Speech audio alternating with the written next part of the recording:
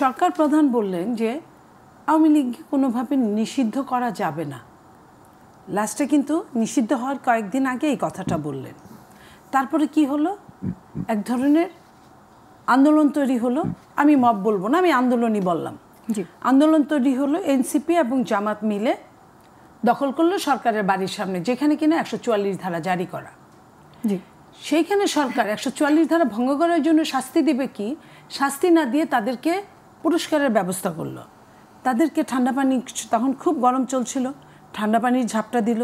তাদেরকে মঞ্চ করার জন্য এক ধরনের অলিখিত একটা হয়ে গেল, আদেশিত হয়ে গেল। তারা করলো, যেহেতু আমরা এটাই ধরে নিব। কারণ সরকার যদি থাকে, সরকারের যদি সায় না থাকে, তাহলে সরকারের বাড়ির সামনে এটা ইম্পসিবল। এবং কি হলো, একটা পর্যায়ে আওয়ামী লীগকে নিষিদ্ধ করলো। এবং নিষিদ্ধ করলো, আওয়ামী লীগকে বললো যে যে পর্যন্ত বিচারের কাজ সম্পন্ন না হবে ততক্ষণ পর্যন্ত আওয়ামী লীগ নিষিদ্ধ। বেশ ভালো কথা, আওয়ামী লীগ নিষিদ্ধ করলো। ব্রিটেনে যখন গেলেন সরকার প্রধান, তাকে যখন খুব চাপিয়ে ধরে প্রশ্ন করা হলো, সাংবাদিকরা প্রশ্ন করলো, তখন উনি আবার বললেন যে না, এটা নিষিদ্ধ না, এটা স্থগিত। স্থগিত এবং নিষিদ্ধের মধ্যে কিন্তু অনেক পার্থক্য আছে। তাহলে প্রথম দিনই কেন এই বাংলাদেশে কেন রায়টা এমন শোনালো না যে আওয়ামী লীগ স্থগিত হয়ে আছে, আওয়ামী লীগ স্থগিত হয়ে আছে, এটা কিন্তু বলা হয় না, নিষিদ্ধ হয়ে গেছে, নিষিদ্ধ হয়েছে। তো এই যে সরকারের যে এই এক ধরনের ছল চাতুরি, এই ছল চাতুরি কিন্তু পলিটিক্যাল সরকার করলে আমি মনে করতাম যে হ্যাঁ, এটা করতে পারে।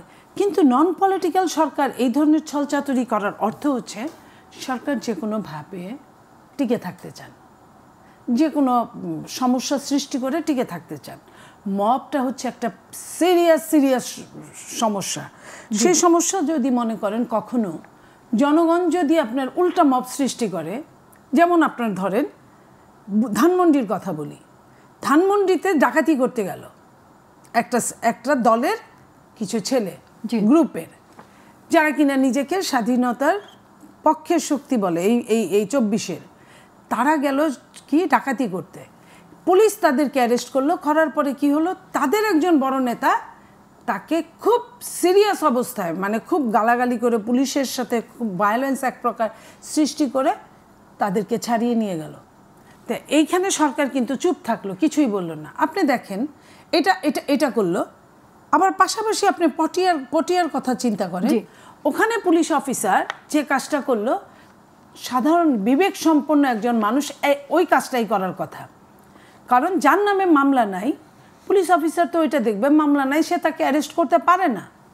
তো সেই জায়গায় তাকে কি করলো, যেহেতু সরকারি দলের ছত্রছায়ায় তারা থাকে, সেহেতু কি করলো, ওই পুলিশ অফিসারটা ক্লোজ হয়ে গেল। দেখেন এখানে আইন কিন্তু দুই রকম চলে। এখানে ছাড়িয়ে নিয়ে গেল, এইখানে তারাই জিতে থাকলো। এখানে পুলিশ অফিসার ছেড়ে দিল, ছেড়ে না দিলে সেও ক্লোজ হতো। আবার ঠিক একই জায়গায় একই মতো করে, আমি শেষ করছি লাইনটা, ওখানে গিয়ে কিন্তু সে পুলিশ অফিসার ক্লোজ হয়ে গেল। তার কি মবকে প্রাধান্য দেওয়া হলো? আমি লাস্ট লাইনটা বলি, ভাইকে প্রশ্ন করতে চাই, আমি লাস্ট লাইনটা বলি। এখন জনগণ যদি 1 দিন 2 দিন 5 দিন দেখবে, জনগণ যদি সেম কাউন্টার মব সৃষ্টি করে, তখন সরকারের কি অবস্থা হবে?